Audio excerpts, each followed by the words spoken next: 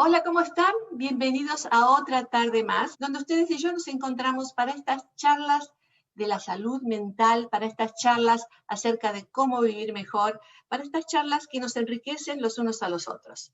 Así que les doy la bienvenida a quienes estén aquí escuchándome, viéndome aquí en los Estados Unidos. Como ustedes saben, yo estoy en el sur de California, pero también les quiero dar la bienvenida muy especial a quienes me ven desde México y toda Latinoamérica, como así también desde España, Italia, desde las Filipinas, desde la India, Rusia, Australia. Y si usted está en otra parte del mundo, pues hágamelo saber. Me encanta saber también desde dónde están aquí comunicándose conmigo. Hoy vamos a estar hablando de un tema, pero más serio. Estamos hablando acerca de la prevención del suicidio. Y este es un tema que a los latinos no nos gusta mucho hablar, porque es demasiado duro, es demasiado doloroso hablar del suicidio, más aún en aquellas familias donde alguien ha vivido el suicidio. Y muchas personas han atravesado algún tipo de problemas semejantes, pensando, considerando el suicidio en algún momento de la vida. Así que hoy quiero tratar de hablar lo más posible acerca de este tema. Les quiero dar estadísticas, quiero que entendamos juntos que este es un problema grave que tenemos que conversar, porque el suicidio se puede evitar en muchos casos. Vamos a ver, voy a buscar aquí mis estadísticas para compartirlas con ustedes, así ustedes pueden ver a lo que yo me refiero. Vamos a entrar entonces a este espacio donde ustedes podrán estar leyendo junto conmigo y yo les puedo estar dando entonces esta información tan importante. Veamos. Estas son las estadísticas. En el año 2018, el suicidio cobró la vida de más de 48.000 personas en los Estados Unidos solamente. Ahora, es muy interesante comparar aquí las estadísticas porque sabemos que 10 millones, más de 10 millones de personas pensaron en algún momento en el suicidio y más de 1 millón o casi 1,5 millones de personas intentaron suicidarse y no lo pudieron hacer. Ahora, pongamos un poquito de razonamiento al respecto, porque fíjense en ustedes que estas estadísticas no son perfectas. Si hablamos de cuántas personas se suicidaron, estos son los números reales, pero hay mucha gente que falleció, que murió por suicidio, pero no fue considerado suicidio. Por ejemplo, me acuerdo de una persona que había anticipado ya suicidarse y lo hizo, pero lo hizo como un accidente y quedó registrado como accidente. Así que esas son parte de las estadísticas. En cuanto a las personas que pensaron en suicidarse o que intentaron suicidarse, acá tenemos estadísticas reales, pero son muchos más porque muchísimas personas más piensan en el suicidio o lo intentan hacer y no se lo dicen absolutamente a nadie. Así que consideremos estos números muy conservadores porque los números son mucho más mayores que esto.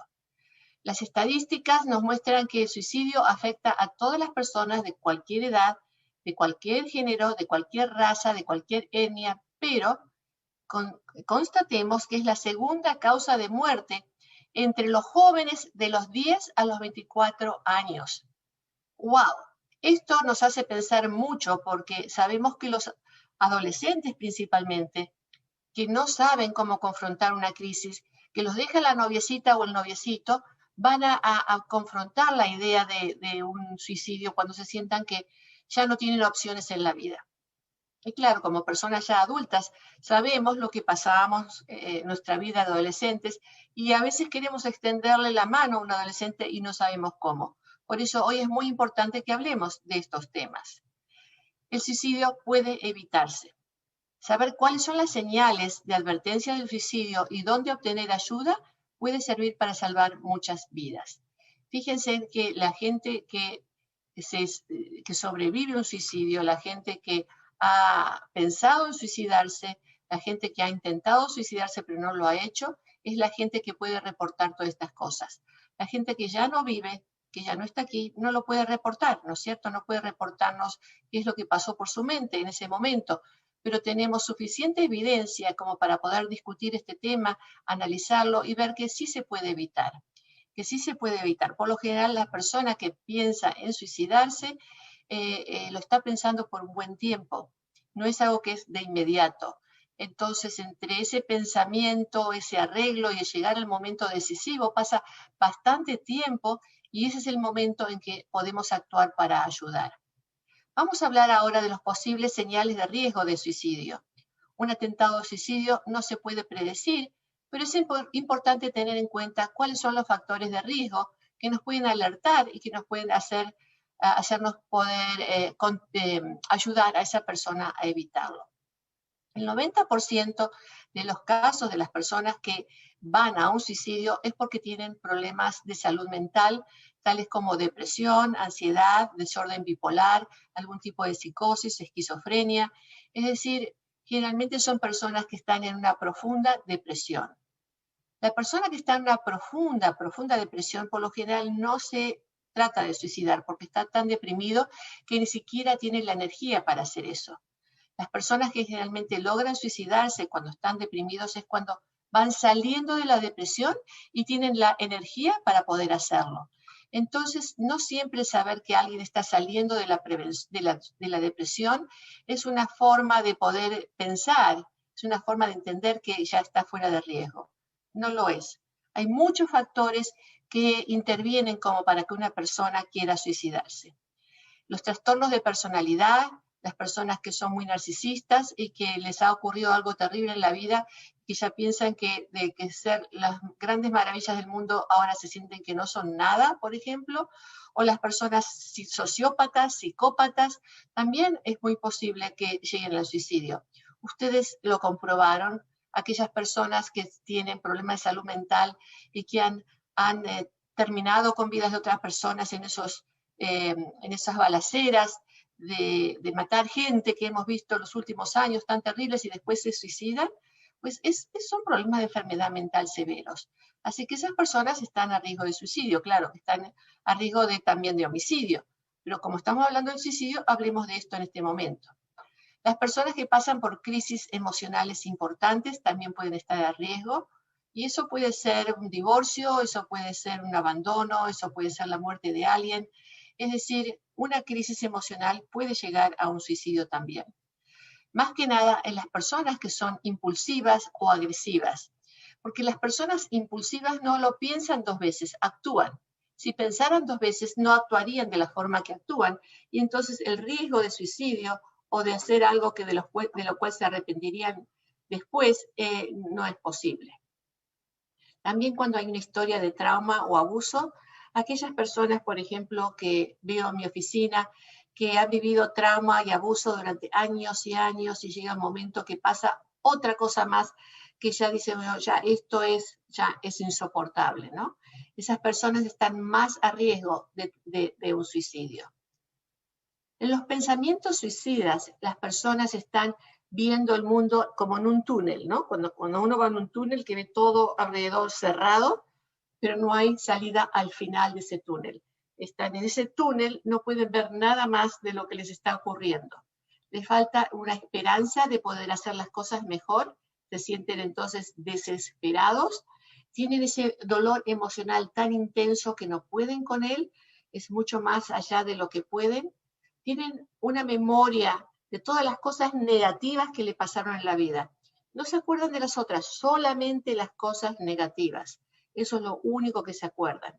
Hay una distorsión del pensamiento porque todo lo que piensan es sí, pero. Si uno les dice, pero fíjate que a lo mejor sí, pero. Todo es un imposible. Todo es una distorsión tan increíble de la percepción de la vida, que todo está en gris, que todo es tan fuerte, que todo es tan negativo, que la vida no vale nada, que llegan a pensar entonces obsesivamente acerca de la muerte, como que la muerte es la solución a todos esos dolores, a todos esos traumas, a todas esas cosas que han vivido, porque sería una forma de aliviarse, de salirse del problema. Entonces, si pensamos en términos del túnel, la muerte sería lo que estaría al final del túnel, llegar a ese túnel, sin pensar que a lo mejor saliendo del túnel está la luz que lo puede acompañar a ver la vida de una forma diferente o nuevas oportunidades que se puedan traer en la vida. La persona con pensamientos suicidas no piensa de esta forma. Y hay detonantes que ponen a riesgo el suicidio. Por ejemplo, la pérdida de una relación o relaciones, generalmente esos dolores del corazón por haber perdido un novio, un esposo o esposa, un matrimonio, haber perdido una familia, haber perdido esa relación o haber perdido a través de la muerte.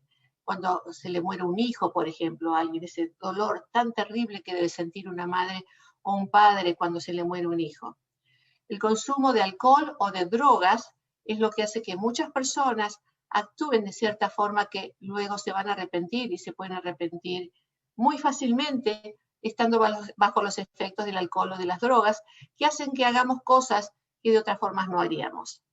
Las crisis emocionales, como ya les dije, también todo lo que sea trauma y victimización, a una persona que la violaron, a una persona que la balacearon, cosas trágicas de ese tipo hacen que muchas personas piensen que están más cerca de la muerte que de la vida y vayan a actuar sobre ella. Y hoy en día también tenemos que considerar de mucha importancia la pérdida laboral o la pérdida financiera.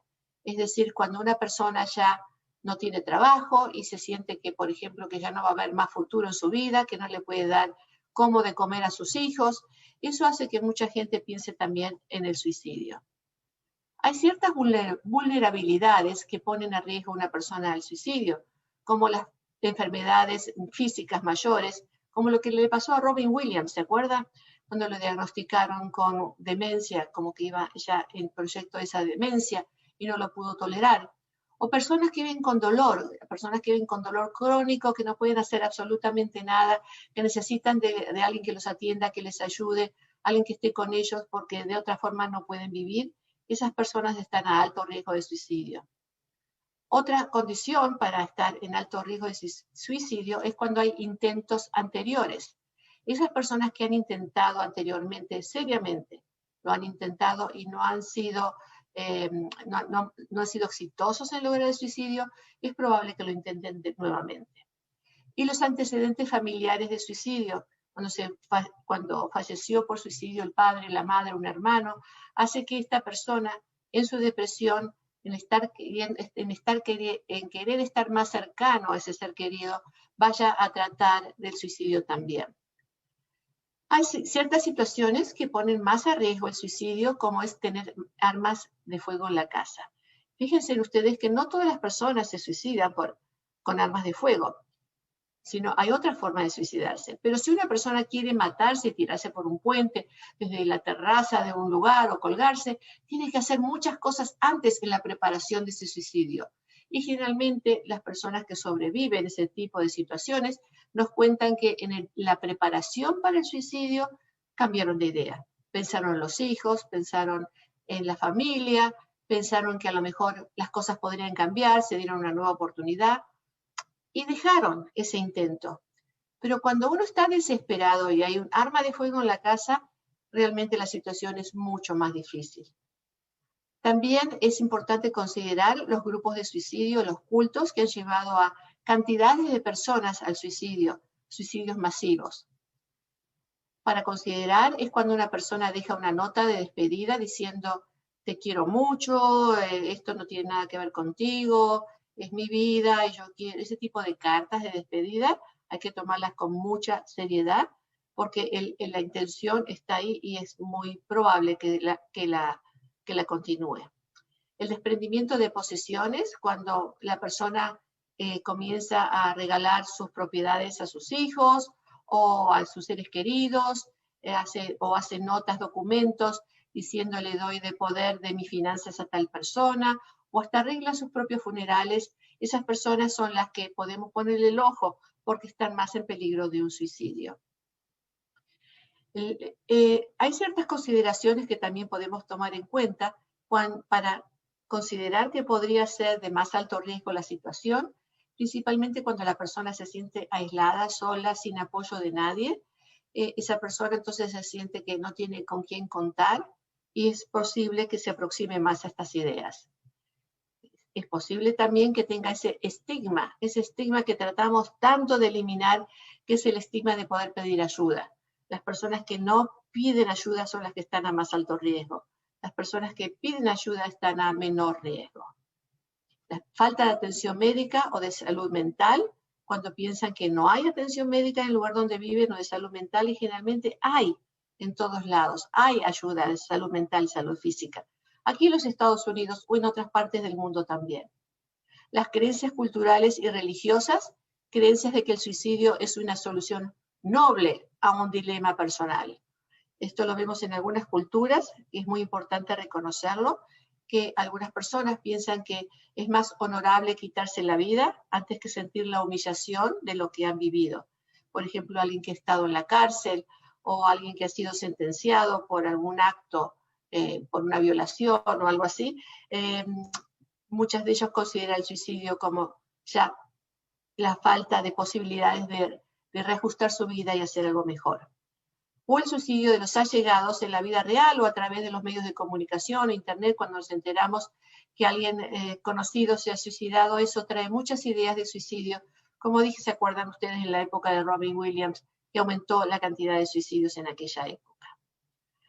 Hay 5 medidas para ayudar a una persona con dolor emocional que puede estar pensando en acerca del suicidio. La primera es preguntar. La segunda es mantener a salvo, estar presente, ayudarle a establecer una conexión y mantenerse comunicado con esa persona. Empecemos con la primerita, preguntar. Usted quizá piense que no está bien preguntar. ¿Estás pensando en suicidarte? Sin embargo, es una pregunta noble, porque usted se está interiorizando acerca de la otra persona y le está preguntando si realmente lo está considerando. Los estudios muestran que la gente no se va a inclinar a suicidarse porque usted le pregunte. No le va a estar poniendo una idea en la cabeza de suicidarse si no lo ha considerado ya. Así que es muy importante esta pregunta directa. ¿Has pensado en suicidarte? ¿Estás pensando en suicidarte? ¿Lo quieres intentar? ¿Cómo lo vas a hacer? Pregunte, pregunte. Solo va a ocasionar que la persona que lo está pensando sienta que usted está interesado en la vida de él o de ella. No le va a ocasionar ningún desastre, al contrario. Mantenga a esa persona a salvo. Hay que reducir a esa persona el riesgo a ciertos objetos, como por ejemplo lo que les dije antes, las armas de fuego, o lugares que puedan ser letales para prevenir el suicidio. A lo mejor esto no es fácil para hacerlo. Por eso si usted le pregunta a la persona si tiene algún plan de hacerlo, a lo mejor puede desactivar esa consideración que tiene. Si dice, sí, porque tengo un revólver en mi closet y eso es lo que pienso hacer, entonces usted sabe que tiene que convencerlo de sacar ese revólver para que no esté a su disposición. O tomar medicaciones, hacer una sobredosis con drogas, con medicaciones. Eso es posible prevenirse. Estar presente es muy importante para que esa persona sepa que usted está ahí para ayudar. Y eso, estar presente, es escuchar atentamente, escuchar activamente lo que la persona tiene que decir. Es reconocer que hablar del suicidio es algo que lo puede ayudar. Así que hable y escuche. Más que hablar es escuchar.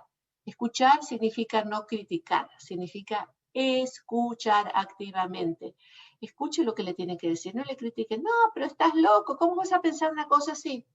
Si usted le dice algo así, esa persona se va a cerrar totalmente y no va a continuar una conversación con usted. Así que escuche bien de dónde viene esa situación para poder orientarlo, para poder ayudarle sin ninguna crítica.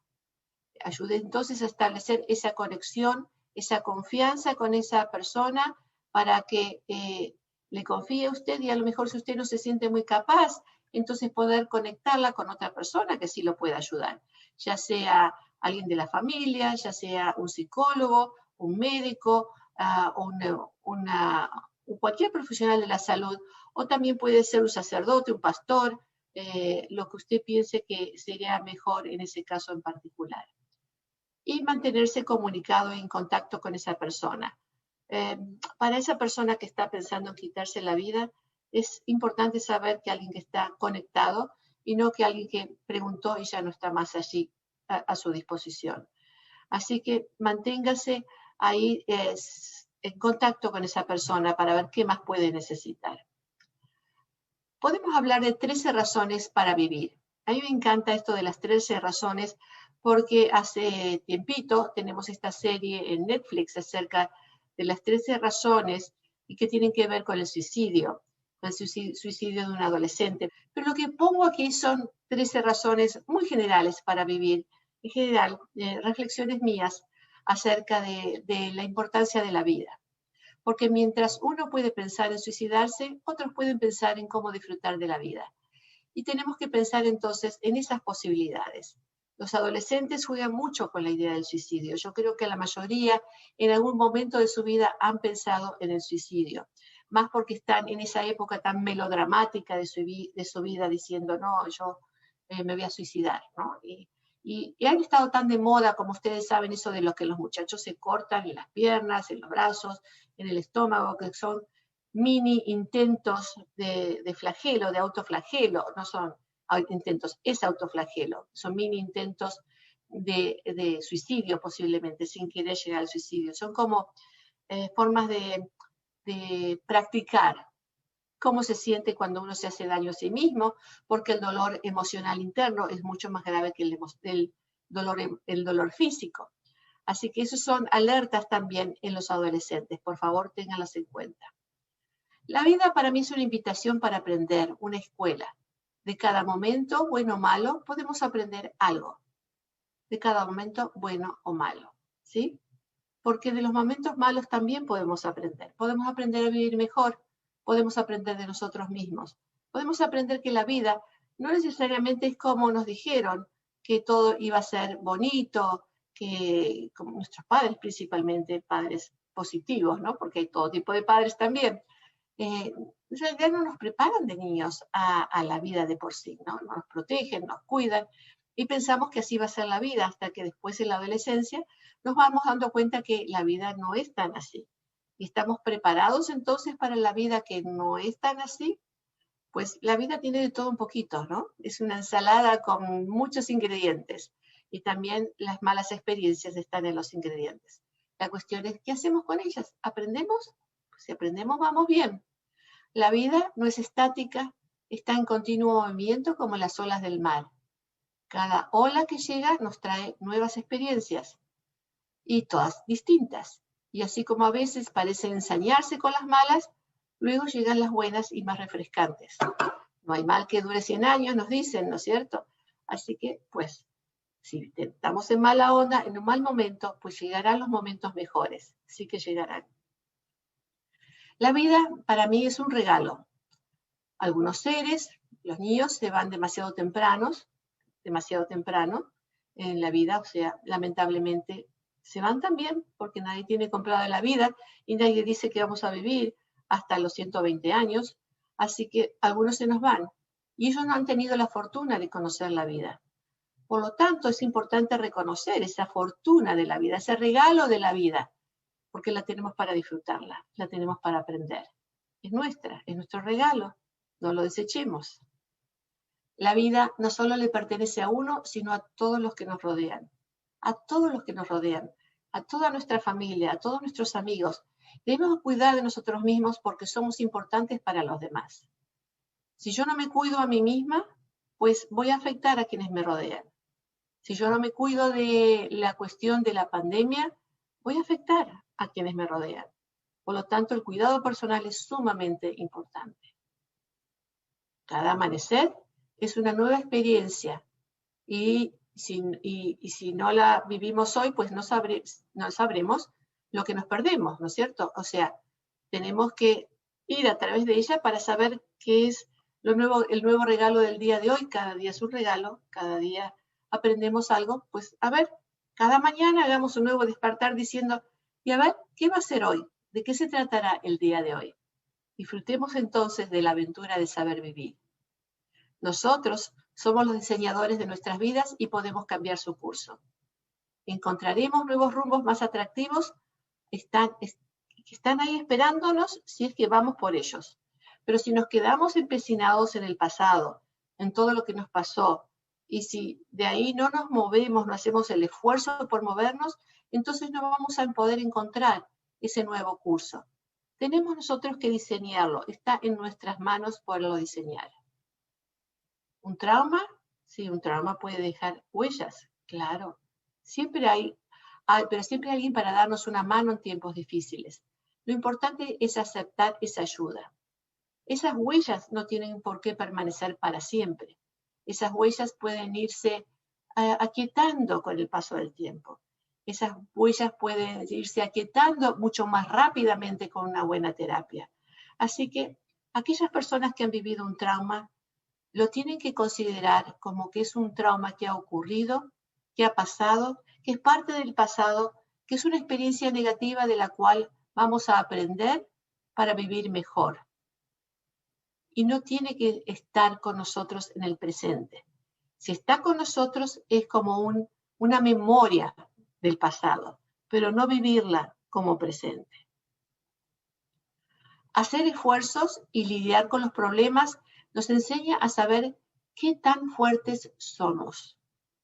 Porque si todo es fácil en la vida, si nada es difícil, entonces no sabemos hasta qué punto podemos realmente lidiar con los problemas. Aprendemos cuando nos enfrentamos con esas cosas difíciles y hacemos esos esfuerzos por lidiar con los problemas. Ahí sabemos que, wow, mirando para atrás, realmente somos más fuertes de lo que creemos. Lo que nos amarga no es para debilitarnos, sino para conocernos a nosotros mismos y apreciar nuestra capacidad de sobrellevarlo todo. Vivir es descubrir algo de nosotros mismos que no conocíamos. Cada día descubrimos algo nuevo.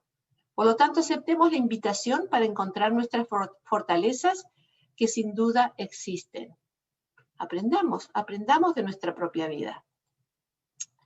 La vida es un torbellino de experiencias. Vivir es subir, bajar, con todas ellas. Cuando estamos arriba es para disfrutar.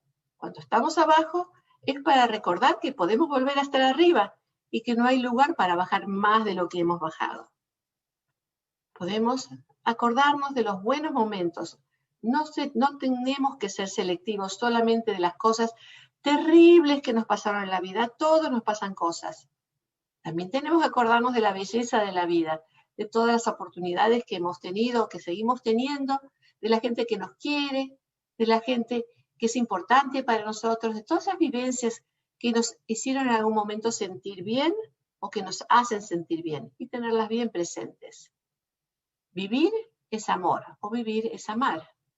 Vivir es permitir enamorarnos de alguien, de algo, de lo que hacemos o de la vida misma. Y lo más importante de nosotros mismos, vivir es amor, vivir es amar. Si la muerte le da sentido a la vida, entonces considerémosla para aprender a vivir mejor. Si viviéramos eternamente, no la apreciaríamos. Si no hubiera muerte, la vida no tendría mucho sentido, porque en total continuamos viviendo. La muerte es la que le da sentido a la vida. La muerte es la que nos dice, hey, en este periodo que significa mi vida, esto es lo que yo tengo que lograr, esto es lo que quiero hacer, esto es mi misión, para eso estoy, para mí, para mis hijos, para mis nietos, para mi esposo, para mis hermanos, mis sobrinos, para quien ustedes lo consideren importante. Ese es el sentido de la vida, o principalmente también para dar a los demás, no solamente a los de uno, a los demás, a la comunidad, al universo. El sentido que le podemos dar a la vida. Y la muerte nos espera de todas maneras. Entonces, ¿por qué la vamos a llamar antes de tiempo? ¿Para qué? Igual vamos a llegar a la muerte. Mejor disfrutar la vida antes que ella nos llame. ¿No le parece importante? A mí lo que me parece importante es que hablemos de todas estas cosas y que podamos buscar ayuda profesional si la necesitamos. Es sumamente importante que sepan ustedes que, por ejemplo, esta línea que ustedes ven en pantalla, la línea nacional de prevención del suicidio, es el 888-628-9454, donde una persona que está considerando el suicidio puede llamar ahí en español. También no es necesario hablar inglés, pero también lo pueden comunicar con alguien en inglés. Ahí lo van a recibir en los Estados Unidos. Es una línea nacional. En los países donde estén escuchándome o viéndome, por favor, busquen las líneas nacionales para saber dónde pueden comunicarse si hay una persona que está en este tipo de emergencias. Porque por lo general sabemos que las personas que sobreviven el suicidio se arrepienten de haberlo intentado. Es muy importante considerar que siempre hay un paso al frente para vivir mejor. Y no se olviden que aquí en Casa de la Familia podemos recibir sus llamadas y si nosotros tenemos servicios para ustedes, se los ofreceremos y si no, los referiremos en la medida que sean dentro de nuestras posibilidades, donde puedan atender a las personas que estén buscando alivio por el suicidio. Es muy importante que ustedes y su familia hablen de todo esto. Vamos a ver ahora los comentarios que tengo aquí en línea. Tengo a Dana Manríquez que dice, ¿y cómo controlar el miedo a la ansiedad? ¿Cómo controlar el miedo a la ansiedad? Me imagino que será también el suicidio, el dolor. ¿Cómo controlarlo? Hemos hablado mucho acerca de cómo controlar la ansiedad, los momentos difíciles. Ahora acabo de darles algunas ideas también. En una terapia psicológica, por ejemplo, lo que se hace, depende de cuál sea el problema, es enseñar técnicas de relajación. Ustedes las pueden buscar también online, técnicas de respiración, de relajación, formas de meditación para controlar la ansiedad, para poderse aquietar, para poderse sentir mejor. Hay muchas formas, hay muchas técnicas de hacerlo. Generalmente en una terapia también se hace eso. Pero también en una terapia, por ejemplo, se habla principalmente de qué es lo que ocasiona la ansiedad, qué es lo que le hace a usted sentirse de esta forma. A ver, voy a parar aquí, ahí está, sí estoy con ustedes. ¿Cómo es que se puede hacer para poder pensar de una forma diferente las mismas cosas que han vivido? Por ejemplo, gente que ha vivido un trauma y que vive con esa ansiedad por ese trauma, por ejemplo, alguien que la ha violado, el poder hablar de esa violación sexual, poder sacar de adentro todo eso, pero no para repetirlo y para volverlo a vivir y para poder volver a meterse dentro de ese mismo problema, sino para poder sentir el alivio de que alguien a uno lo está comprendiendo, no lo está volviendo a victimizar diciéndole, pero tendrías que haberlo evitado, tendrías que haber hecho esto o aquello, tendrías que haber reportado, no sé, lo que le puedan decir a veces la familia y los amigos que con la mejor intención a veces revictimizan a la víctima, ¿no? Pero también la ansiedad se puede aquietar diciendo, bueno, esto es lo que ocurrió, esto es a través de esta tragedia, yo puedo aprender esto de mí misma y trabajar con un terapeuta en todas esas cosas que se puedan ayudar para aliviar esa ansiedad, para aliviar el dolor emocional. El guardarse el dolor emocional como mucha gente lo hace, y más que nada en aquellas personas que tienen miedo de hablar de los problemas de salud mental, porque tienen miedo que le digan está loco. Entonces esas personas que se lo guardan se hacen más daño a sí mismos que nadie, porque el guardarse las cosas, el guardarse los dolores, hace que el dolor sea creciente dentro de uno mismo y sea el tormento para el resto de la vida. Así que si quiere contarme más, Dana, acerca de qué tipo de dolor, podemos seguir hablando del tema. Pero gracias por la pregunta. Susana Hernández, buenas noches, doctora Ana Nogales. Bueno, acá son de tarde, así que me imagino que me está llamando o escribiendo desde alguna parte del mundo. Buenas noches para usted. Leticia Almaraz, muchas gracias, doctora, por toda esta valiosa información. Gracias. José Díaz, hola, doc, hola. Excelente información. Hola, Susana Hernández. Muy bien. A ver, vamos a quedar acá, me quedan otras preguntas. Mi hija ha estado intentando quitarse la vida 2 veces con pastillas. Hoy en día se corta las piernas. Eso nos está destrozando mucho, especialmente a nuestra hija menor. Me escribe Lucía. Pues sí, Lucía, es un problema complejo además, porque cuando hay una familia y una hermana mayor está haciendo eso, los hermanitos menores a veces lo toman como ejemplo y bueno, el problema puede ser mayor todavía. Ahora, Lucía, su hija no sé qué edad tiene, pero bueno, pongamos el ejemplo que es un adolescente que se está cortando, porque generalmente esa cuestión de cortarse es cosa de adolescentes. Es la nueva onda. Como decía hace un ratito, el cortarse es una forma de sentir dolor físico, porque ella debe estar sintiendo un dolor emocional muy grande. Entonces el dolor físico hace que la persona se distraiga, entre comillas, del dolor emocional, como que si me corto aquí, el dolor lo siento aquí nada más y no lo siento en mi vida emocional. Entonces, ¿qué tenemos que hacer? Si le decimos, no te cortes, si pudiéramos tener esa posibilidad de decirle a la hija, no, ya no te cortes, ya no hagas eso, y que realmente nos hiciera caso,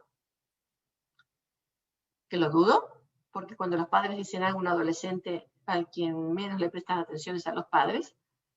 Entonces, si eso pudiéramos llegar a conseguirlo, el dolor emocional sigue estando ahí. Entonces, lo más importante es, por un lado, si hay armas de fuego, si hay medicinas en la casa, si hay drogas en la casa, pues, por supuesto, es prevenir toda esa situación. Pero luego, ¿qué hacemos con el dolor emocional?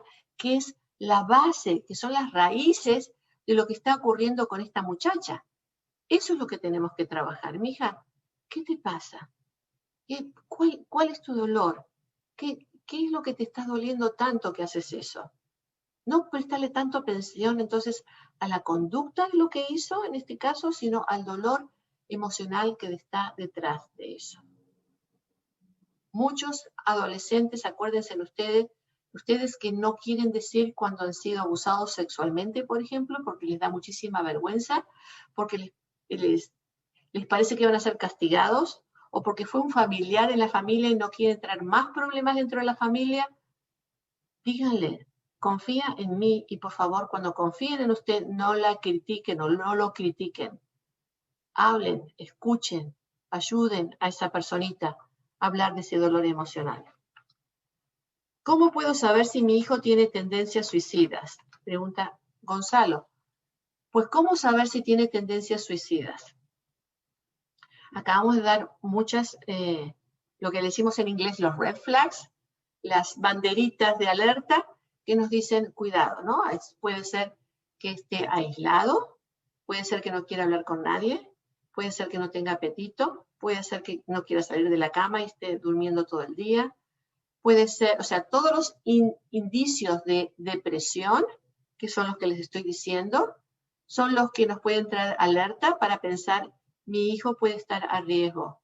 Tengo que hablar con mi hijo. Algo le está pasando cuando hay un cambio repentino en la conducta de ese joven o esa joven que antes era alegre y tenía muchos amigos y que hacía cosas y que le gustaba esto y lo otro y ahora de pronto nada. Cuidado, eso es algo que tenemos que ponerle mucho ojo. Descubrí a mi hija participando del juego de la ballena azul en el internet. Perdón, pero no sé lo que es la ballena azul. Isabela de Santa Ana escribe. Fue muy traumático para todos. Le pregunté por qué lo hacía y su respuesta fue porque fan. No sé lo que es la ballena azul. Me va a disculpar Isabela si me quiere volver a escribir y contarme de qué es la ballena azul. No sé lo que es.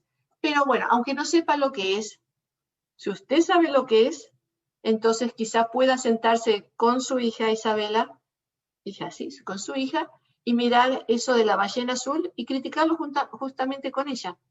O sea, juntos pueden criticar algo, sea la ballena azul, la ballena verde o violeta. Cualquier cosa que estén mirando en la internet, o en televisión, en cine, en vez de decirle, no mires eso porque te va a hacer daño. No, siéntese con su hijo, con su hija, mírenlo juntos y pregúntenle a su hijo, ¿y tú qué piensas de lo que estás viendo? ¿Y tú qué opinas de lo que reaccionó y cómo lo hizo? De esa forma usted puede desarrollar el pensamiento crítico de su hija, más que nada, más que todavía decirles, hey, esta es la forma como se deben hacer las cosas. A ver, ¿qué otras cosas tenemos aquí? Rosa María Vázquez desde el Perú. Buenas tardes, doctora Nogales, desde Lima, Perú. Gracias por compartir un tema tan importante que generalmente las familias no solemos conversar. Se suele minimizar y muchas veces negar cuando sucede en una familia. Muchas gracias, Rosa María. Si lo negamos, si hacemos como que no existe, de pronto nos podemos sorprender con que alguien en la familia se quitó la vida. Cuidado. Y mucho cuidado en aquellas familias donde, como les dije antes, ya hay historia de suicidio. Beatriz Ballesteros dice, buenas tardes, doctora Ana. Gracias por tan importante tema. Un cordial saludo desde Colombia. Hola, Colombia. Acá me traen otra pregunta más. Dice, el juego de 50 preguntas para responder en 50 días para retar a la muerte y llegar al suicidio. Ah, esto creo que es lo que Isabela me está diciendo. Un juego de 50 preguntas para responder en 50 días para retar a la muerte y llegar al suicidio. Pues muy bien, así como pueden haber estas 50 preguntas para retar a la muerte y llegar al suicidio, también podemos usarlas para evitar la muerte y evitar el suicidio. Así que todo lo que se nos presenta en la vida puede ser una herramienta para vivir mejor. Úsenlo positivamente, úsenlo inteligentemente y verán cómo le podemos enseñar a nuestros hijos, en este caso, porque las preguntas han sido mucho acerca de los hijos, a vivir mejor. Alguien escribe acá, Dana Manrique dice, la ballena azul es un juego donde te invitan al suicidio. Son como juegos que los ponen al suicidio. Bueno, también quiero decir que si bien pueden haber juegos terribles como estos, la persona que va a llegar al suicidio no es porque va a entrar en un juego y de pronto se va a quitar la vida. Pero aquella persona que esté deprimida, que tenga un problema de salud mental, que se sienta sin esperanza, que se sienta que nadie lo apoya, que se sienta en ese túnel sin salida, es posible que en este camino del suicidio lo siga. Aquella persona que tiene con quien conversar, que tiene su familia, que tiene ese apoyo, que sabe que puede contar con los demás, que sabe que uno puede vivir momentos malos en la vida, pero son momentos, esa persona no va a llegar al suicidio por más que le pongan el jueguito de por medio. Ténganlo en cuenta, pero de todas maneras, si quieren usarlo, porque yo no le diría que inviten a sus hijos a verlo, pero si sus hijos ya lo han visto o lo están viendo, véanlos con ellos para derrocar cualquiera de estas ideas que se les puedan presentar. ¿Alguna cosa más? No. Ok. Muchas gracias entonces por la participación de todos ustedes. He aprendido algo acerca de la ballena azul, la ballena de colores. Pongámosle mejor color a esa ballena, mejor color a cada día nuestro. Y los espero entonces nuevamente en otras charlas aquí conmigo desde cualquier parte del mundo y yo desde aquí del sur de California. Que estén muy bien. Hasta prontito.